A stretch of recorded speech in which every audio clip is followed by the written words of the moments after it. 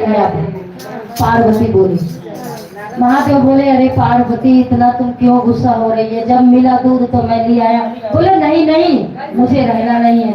पार्वती को आया गुस्सा, दूध दाद छोड़ के कैलाश पर्वत से और अपने पीहर चल दी। और महादेव पीछे पीछे कह रहे, गौरा रुक जाओ, पार्वती रुक जाओ, मत गुस्सा करो, माफी मांग रहा हूँ, हाथ जोड़ो, सब कुछ कहने लगे। पार्वती कहाँ मानने वाली, वो तो अपना गुस्से चल दी।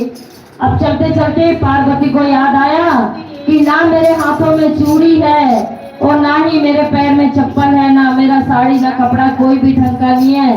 अगर मैं जाऊंगी तो मेरे पीहर का लोग क्या कहेगा कि पार्वती कभी ऐसे आई नहीं है, आज क्या बात हो गया जो पार्वती ऐसे आ रही है। महादेव ने सोचा कि पार्वती ऐसे जाएगी तो मेरी भी बेइज्जती होगी। महादेव ने बाजार में रास्ते में बाजार लगा दिया। बाजार लगा दिया तो पार्वती बाजार में रुक गई और एकदम बुढ़िया का रूप बना लिया। महादेव ने बाजार में बाजार लगा लिया और चूड़ी उड़ी बेचने लगे। तो पार्वती जो है रुक के कहने लगी कि हे माता जी, मैं अपने पीहर जा रही हूँ, मेरे हाथ में चूड़ी उड़ी नहीं है और दे दो, मैं चूड़ी पहन लूं, इधर से आऊंगी मैं अपने पीहर से लौट के तो आपको पैसा दे दूंगी। अच्छा, तो महादेव को तरस आया, बोले कि अब दे देता हूँ, नहीं तो मेरी भी तो बेइज्जती होगी वहाँ पे। और दुकान वही लगाए थे बाजार। चूड़ी तो दे दिए, दोनों हाथ में पार्वती ने पहन लिया। आगे गई, उनको ये ध्यान आया कि पैर में चप्पल भी नहीं है, बिना चप्पल के जाऊंगी तो मेरे पीहर का लोग क्या कहेगा कि जरूर कोई बात है, पार्वती ऐसा ही आई है। अब जाके चप्पल वाले से बोली है, वो भी वहाँ महादेव ही थे। बोले कि बाबा बाबा मेरे को एक जोड़ी चप्पल दे दो, मैं इधर से आऊंगी तो आपको पैसे दे दूंगी। तो महादेव एक जोड़ी चप्पल दे दिए। तो पार्वती कहने लगी महादेव से जब घर में थी कि तुम्हारे तो अपनी किसी की जात बिरादरी का कुछ ख्याल नहीं है, जहाँ भी जाओगे किसी कोई जात नीचा रहे ऊंचा रहे, तुम्हें तो भांग धतूर खाने पीने से मतलब है, कोई भी पिए खाए उसी में दो चिलम मार लोगे। अब पार्वती को वहाँ बाजार में बहुत प्यास लगी थी। पार्वती को प्यास लगी थी, महादेव ने एक बगल में मग्गा रख लिया और उसी में कभी कुल्ला कर रहे हैं, कभी हाथ धो रहे हैं, कभी कान धो रहे हैं। अब पार्वती को बहुत ही प्यास लगी थी। पार्वती बाबा से कहने लगी, हे बाबा मुझे बहुत प्यास लगी है, पानी कहीं मिलेगा?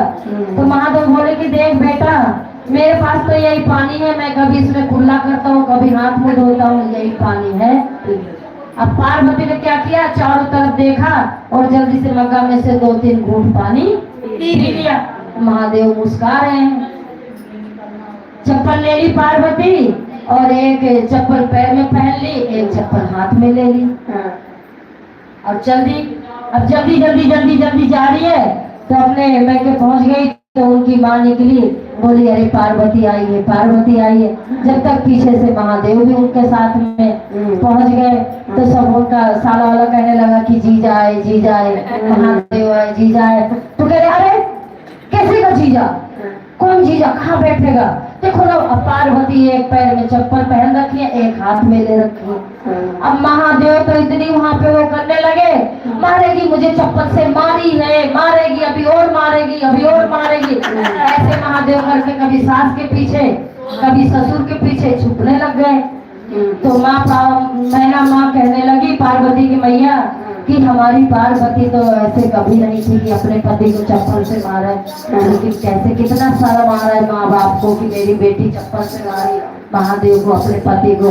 तो कहने लगी कि नहीं नहीं, हमारी पार्वती ऐसे नहीं। तो कही नहीं, इतना मार के आई है चप्पल से, अभी भी देखो अब वो खड़ी है चप्पल लेके। अब उनको ये ज्ञान नहीं है कि मैं चप्पल नीचे रख दूं, क्योंकि पार्वती का जो दिमाग है वो महादेव ने हल्का कर दिया कि ऐसी ये जाएगी, इसके पीछे मैं पहुंचूंगा तो ये मेरी शिकायत क्या लगेगी, मैं भी इसकी लगाऊंगा झूठ मूठ में। कोई सही बोलता है तो कोई झूठ भी बोलता है। अब जो है महादेव को सबको ही लगे बैठाने उठाने की, बैठो महादेव, बैठो महादेव, खाए पिए।